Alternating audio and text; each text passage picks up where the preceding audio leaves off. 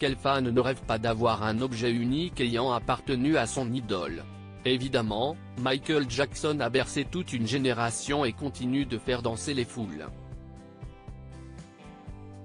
Le roi de la pop a marqué l'histoire de la musique par sa voix, par ses danses, et évidemment par ses costumes. Les fans de l'artiste, pouvant se le permettre, cherchent donc à tout prix à détenir un objet lui appartenant. Cette fois-ci, c'est son célèbre chapeau noir qui a été mis en vente. Une pièce emblématique qui a très vite trouvé acquéreur.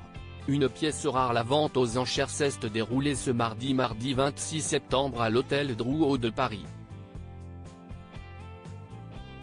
Ce célèbre chapeau a en fait été porté par la star disparue juste avant d'effectuer son premier moonwalk.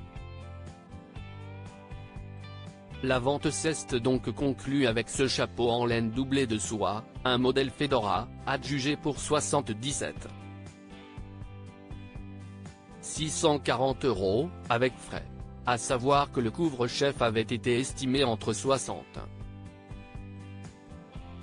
000 et 100 000 €. Arthur Perrault, directeur général de la galerie Artpêche qui l'a mis en vente, a raconté, c'est un certain Adam Kelly, dont nous avons le badge pour le show du 25 mars 1983, qui a récupéré ce chapeau ce jour-là, pensant que le staff du chanteur allait venir le récupérer, mais non.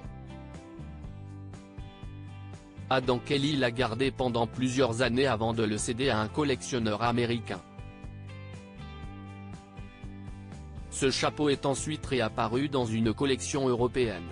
Une vente aux enchères pleine de trésors. Ce chapeau est le premier Fedora porté par Michael Jackson, il l'a donc porté au 25e anniversaire de la Motown. Il s'agit de la première fois où le chanteur interprète son titre Billie Jean sur scène. Mais ce n'est pas tout, c'est également la première fois où il effectue son célèbre pas de danse, le moonwalk. Ce chapeau noir est donc un objet très fort de l'histoire de la musique.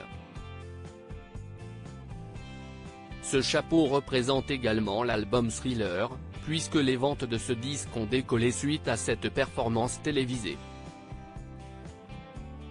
Lors de cette vente aux enchères, les enchérisseurs se sont également disputé la guitare du bluesman T-Bone Walker, 1910-1975, influence majeure de B.